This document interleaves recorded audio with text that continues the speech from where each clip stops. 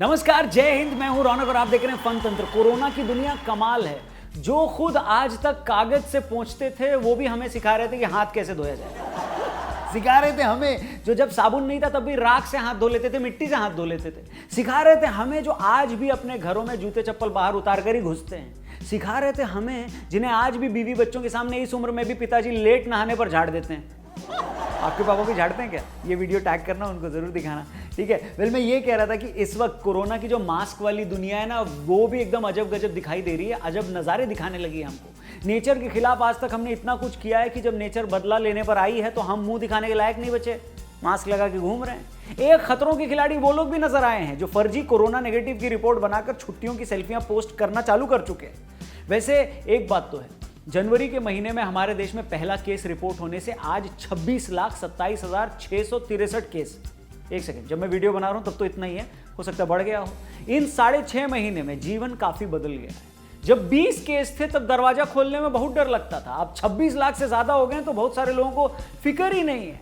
Grocery के सामान की लिस्ट में मास्क और सैनिटाइजर ने अपनी जगह बना ली है। आपदा को अवसर बनाते हुए फैशन स्टेटमेंट वाली जनता मैचिंग मास्क भी इंस्टाग्राम पे डालना शुरू कर चुकी है। लेकिन जैसे ही लगता है कि कोरोना हमारा कुछ नहीं बिगाड़ पाएगा, वैसे ही एक बुरी खबर अपने आस पड़ोस से आ जाती है, अपने रिश्तेदारों से आ जाती है। फिर अचानक से एक डर अंदर बढ़ने लगता है। इस मुश्किल वक्त में पूरी दुनिया ने ही एक दूसरे को हौसला देने का काम किया है। फिर चाहे स्पेन की बात करें, जहां लोगों ने अपनी अपनी बैल्कनी में आकर डॉक्टर्स को सल्यूट किया। यूनाइटेड किंगडम में की वर्कर्स को ताली बजा के मोटिवेट किया गया। इटली, फ्रांस, डेनमार्क में फ्रंटलाइन वॉरियर्स के लिए आवाज़ बुलंद की गई। फिर आप और भी देशों की बात कर लें, चाहे फिलीपींस हो, चाहे अमेरिका हो, फ्रांस हो, इन सारे देशों की जनता एक साथ आई और एक दूसरे के साथ खड़ी नजर आई। हमारे देश ने भी कोरोना के साथ लड़ाई की शुरुआत अपने कोरोना वॉरियर्स को थैंक यू बोल के करी।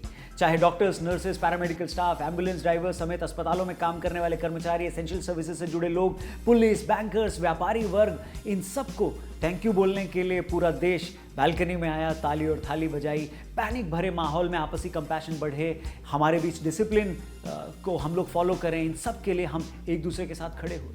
जहां शुरुआत में हम समझ नहीं पा रहे थे कि देश में इतने मास्क कहां से आएंगे, इतना सैनिटाइजर कैसे बनेगा, पीपीई किट्स कहां से आएंगे, वहीं आज हम देख पा रहे हैं कि कम से कम इस फ्रंट पर तो हम आत्मनिर्भर बने हैं।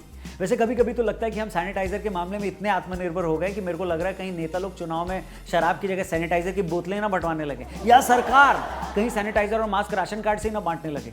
खैर, कुछ साथियों को वर्क फ्रॉम होम का ऑप्शन तो मिला, लेकिन कई भाइयों का रोजगार भी छिन गया इस लॉकडाउन के चलते, कोरोना के चलते। आज 6 महीने बाद हालात ये हैं कि लोग समझ नहीं पा रहे हैं कि कोरोना से लड़े या पेट की भूख से।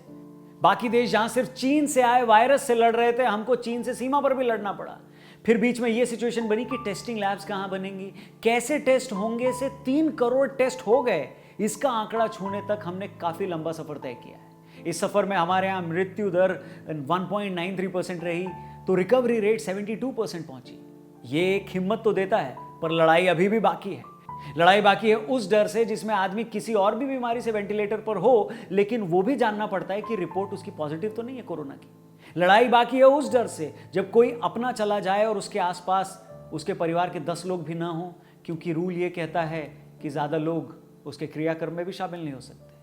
ये लड़ाई अब उस दौर में है जब हम सबको समझना होगा कि हमारे चेहरों पर लगे मास्क उस मास्क के पीछे छिपे दर्द को छिपा ना पाएं। ये सोशल डिस्टेंसिंग, इमोशनल डिस्टेंसिंग न बन जाए। कोरोना से लड़ते हुए हम अपने अपने घरों में 2 वक्त की रोटी का इंतजाम कर पाएं, अपने परिवार के साथ वापस से हंसते मुस्कुराते पल गुजार पाएं। इस लड़ाई में हम सब ही भागीदार हैं। अगर आपके आसपास भी लोगों के रोजगार गए हैं, उनकी नौकरी गई है, काम धंधों पर असर पड़ा है, तो अपनी कहानी हमें जरूर भेजिएगा।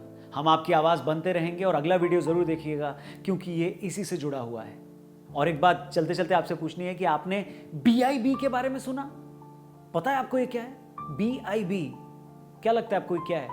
कमेंट करके जरूर बताना। अपना ख्याल रखना, चैनल भी जरूर सब्सक्राइब करना, फेसबुक पर देख रहे हो तो पेज को लाइक करना। जल्दी मिलते हैं। नमस्कार, जय हिंद।